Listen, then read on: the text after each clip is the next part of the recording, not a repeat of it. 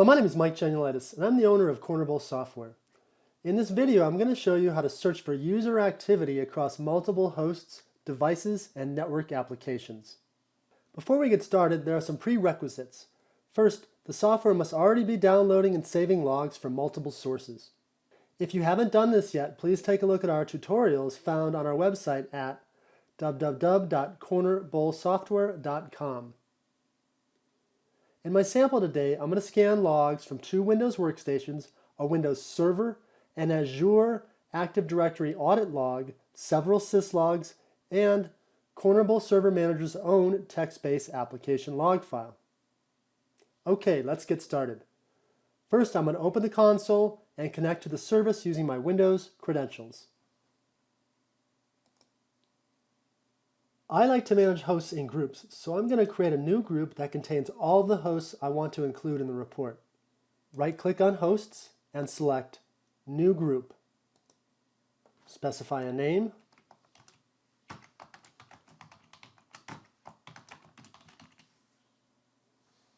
Using drag and drop, I drag each server to the group I want to reference, then select the link option.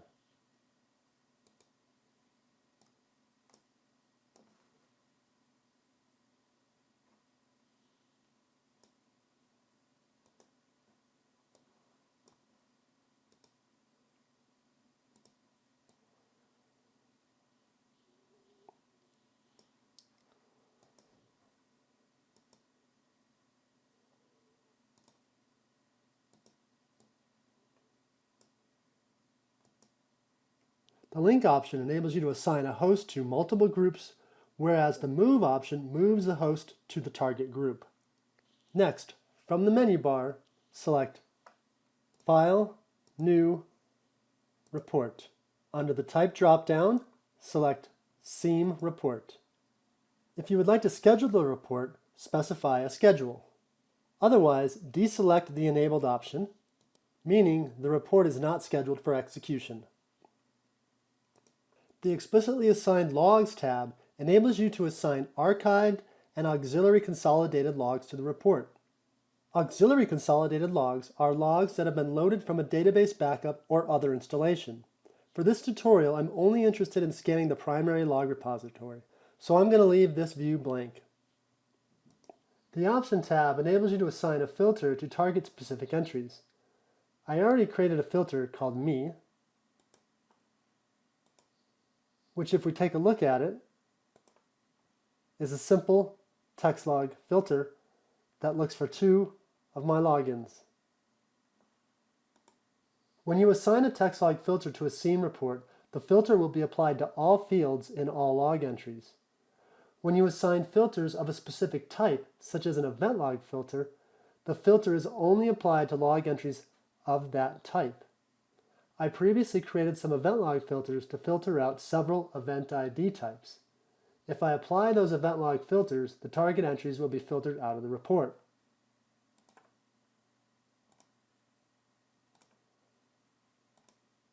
If we take a look at the Exclude Distributed COM Warnings filter, we can see the Is Not flag is set, meaning show everything but entries 10,016 and 10,028.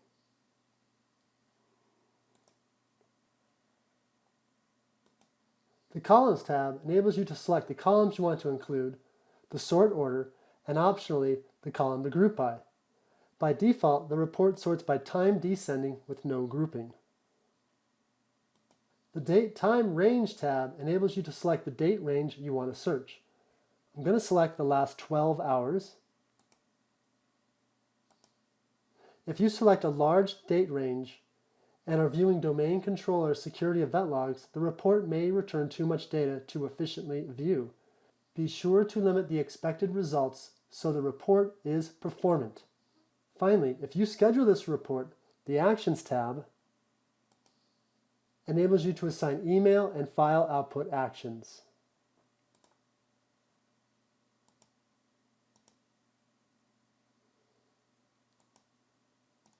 Remember earlier, I created a group and assigned all the hosts to the group I wanted to scan.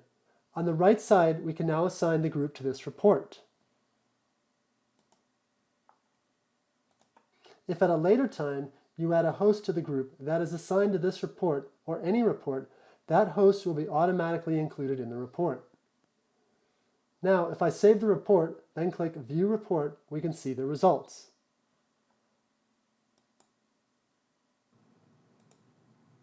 The viewer has a few options worth mentioning. The message view shows and hides the message view.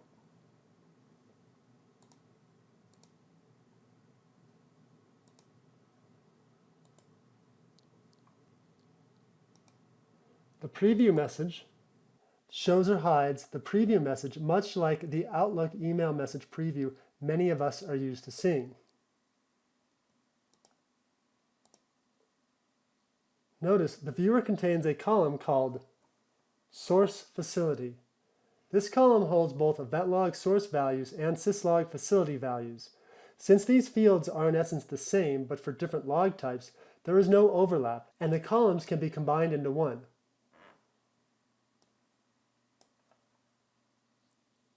The correlation ID is used by Azure Active Directory audit logs. Notice also, the Azure audit log message contains all of the values returned from the Azure Active Directory audit log in JSON format.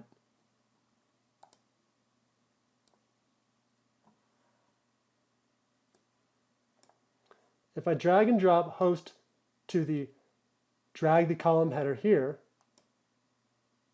we can see the entries are grouped by host. If I drag and drop the log column, we can see they're also grouped by the log type. You also have the option of exporting the report to HTML. Simply click the Save button, specify a file name and the path, then click Save. The Save As dialog displays, asking if you would like to overwrite existing files or back up previous files, and optionally automatically open the file. Once I click OK, we can see the report.